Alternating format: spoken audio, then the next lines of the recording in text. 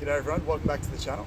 So in today's video, I want to talk to you guys about sports hernias, and more specifically, one of the most hidden causes of sports hernias that I'm finding clinically that I think gets missed a lot. And I think it's really important to discuss this because obviously if you've had a sports hernia, rectifying this hidden cause isn't magically going to fix that, but it is going to help set you up for success and improve your road to recovery. For some people, obviously surgery is a very real possibility for a sports hernia, and treating this hidden section, again, isn't going to fix that, but it's going to give you the best environment to recover as quickly as possible. And if you can close the door on that hidden cause, then clearly it's not going to come back, or at least you're going to decrease the risk of it coming back as much as you can now that you've had a significant issue in that area. So what we're going to go through in the video is I'm going to talk to you about what that hidden cause is and why I think it's connected and why I think it's important. And then we're going to go through a really simple exercise with the ball to try and rectify that hidden cause to, again, hopefully help set you up for success in your recovery long term. So basically, what this hidden cause is basically there's a section of the mid to low back that controls, supplies and influences where most people tend to have a hernia. And it's that junction between sort of the base of the rib cage and the top of the lumbar spine in that area. So for a lot of people, if you're not sure where that is, we're essentially talking about this section of your back in here. So we're not talking about your lower back, we're not talking about the middle of your back, we're talking about the junction of your rib cage to lower back. And the reason why this is really important is there's a section, there's some segments of that area that have what's called dermatomes.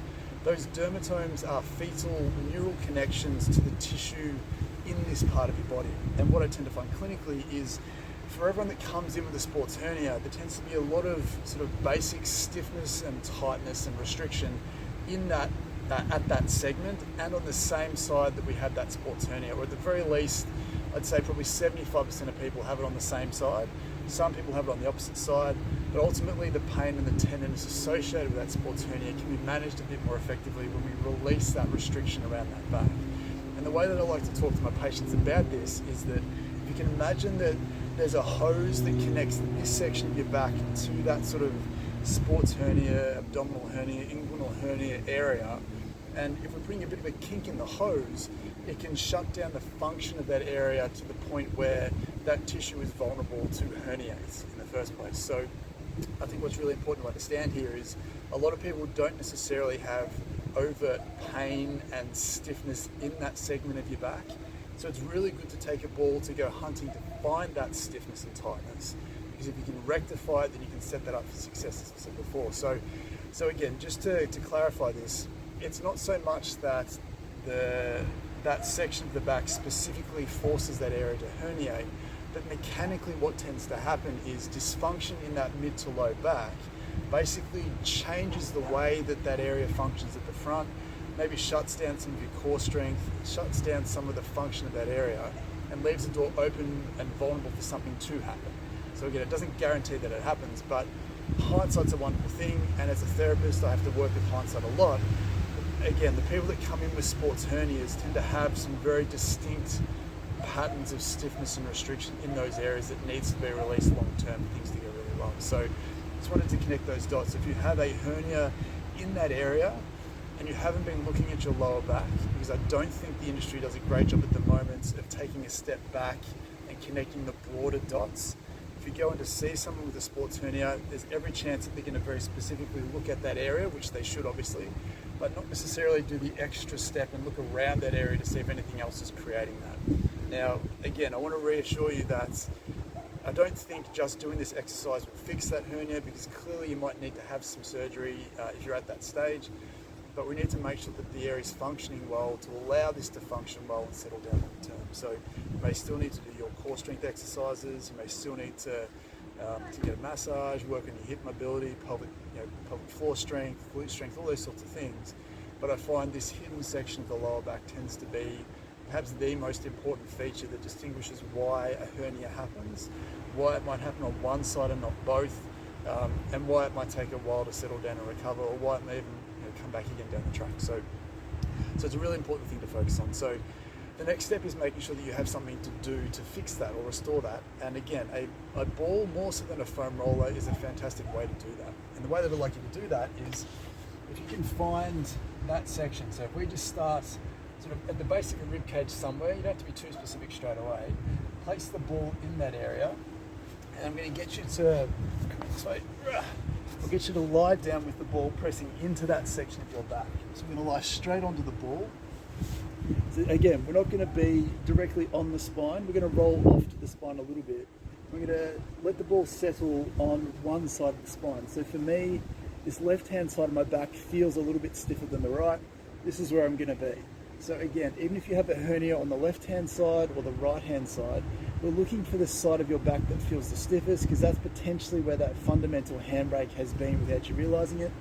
And all we want to do here is, once you've found the spot that feels a bit stiff and tight, like we do a lot with this exercise on the channel, we just want you to stay there for as long as it takes for that section to relax and release and to free up.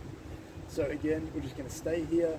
I want you to take note of how tender it feels, but also how restricted it feels, how well the ball sinks in. Because if you do compare it to the other side, you want to be on the side that feels the stiffest and tightest. And for me, that is the left-hand side. So again, all you want to do is stay here, let the ball press in, spend a few minutes here. Once you've had enough of that, you then want to move the ball up or down depending on where you feel that restriction tends to be. And we want to spend enough time here so that you feel like it frees up. Now, if you're lucky, if you're one of those people that has genuine pain from your hernia, or there's some constant discomfort there, pushing on these sections of the back might reproduce or decrease some of those symptoms. If they do, that's a clear sign that this is connected to that hernia and that herniated area. So it often sounds a bit strange that a section of your back all the way around here can be connecting and controlling some of the consequences around the front. But if you can put the ball in that section of your back, around the back, and you do feel some radiating pain or a decrease in some of your symptoms, that's not a coincidence. That is one of the most important spots to focus on. That's telling you where that's connecting to in your lower back, or the mid to low back. So make sure that you're keeping an eye out for those things, because if you do, then you'll have a really strong appreciation of where you need to be. So the goal with this exercise is to try to free up those stiff spots, get them to move better, get them to free up. And not only should you feel like your back feels a bit better, but you should hopefully feel like some of the symptoms associated with your hernia start to improve. Again, as I said, if you've had a significant herniation, jamming a ball into your back isn't going to resolve that on its own.